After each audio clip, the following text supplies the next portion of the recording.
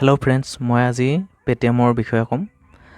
পে'টিএমত আপোনালোকে যিকোনো ৰিচাৰ্জ কৰোঁতে ফেইল হৈছে নেকি, বা লোন এপ্লাই কৰোঁতে ৰিচাৰ্জটো ফেইল হৈছে নেকি, এই ৰিচাৰ্জটো আপুনি পাবনে নাপায় সেইটো কনফিউজ হৈ আছে নেকি, মই তাকে আজি ক'বলৈ ওলাইছোঁ। মোৰ ভিডিঅ'টো সম্পূৰ্ণ চাব, স্কিপ নকৰিব। এই বিষয়ে যদি জানিব বিচাৰিছে তাৰ আগতে মোৰ ভিডিঅ'টো ছাবস্ক্ৰাইব কৰিব আৰু বেল আইকনটো দবাবলৈ নাপাহৰিব, যাতে নেকি মই আৰু এনেকুৱা ধৰণৰ ইনফৰ্মেশ্যন ভিডিঅ' কৰিলে আপোনালোকে ফাৰ্ষ্টতে ন'টিফিকেশ্যন পায়।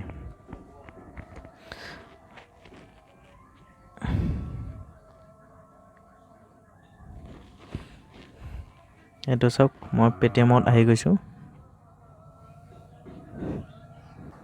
অৰ্ডাৰ এণ্ড বুকিঙত চাব, এইটো চাওক, মোৰ এই ৰিচাৰ্জটো ফেইল হৈছিলে 2 জুনত।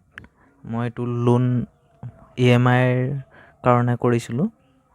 মই এইটো ৰিফাণ্ডটো নাপাম বুলি ভাবিছিলোঁ, কিন্তু মোৰ এই ৰিফাণ্ডটো 6 দিনৰ পিছত আহিছে। গতিকে আপোনালোকেও কোনো টেনশ্যন নল'ব। পে'টিএমত যদি আপোনালোক যিকোনো মোবাইল ৰিচাৰ্জ কৰোঁতে বা লোন EMI পে'মেণ্ট কৰোঁতে বা লাইটৰ বিল পে'মেণ্ট কৰোঁতে যদি আপোনালোকৰ ৰিচাৰ্জ ফেইল হৈছে, টেনশ্যন ল'ব নালাগে। 6 দিনৰ পিছত আপোনালোকে এই ৰিচাৰ্জটো ঘূৰাই পাব। মোৰ ভিডিঅ'টো ইমানেই। মোৰ ভিডিঅ'টো যদি ভাল লাগিছে ছাবস্ক্ৰাইব কৰিব, লাইক কৰিব আৰু বেল আইকনটো দবাই দিব।